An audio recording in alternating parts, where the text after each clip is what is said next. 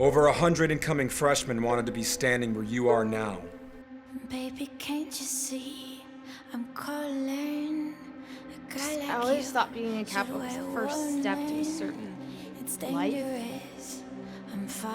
Would ask any member here. This program works. How do I tell my mom I won't be a Kappa? We're starting our own sorority outside the system. Line up. Time's up.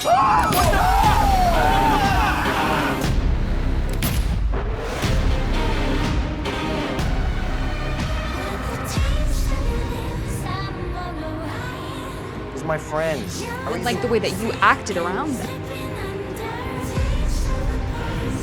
It's just hazing. It's just hazing.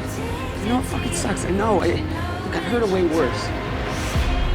You're supposed to stay pretty for men, but not so pretty that you tempt them too much or that you threaten other women because you're supposed to be a part of the sisterhood. But always stand out and always be great.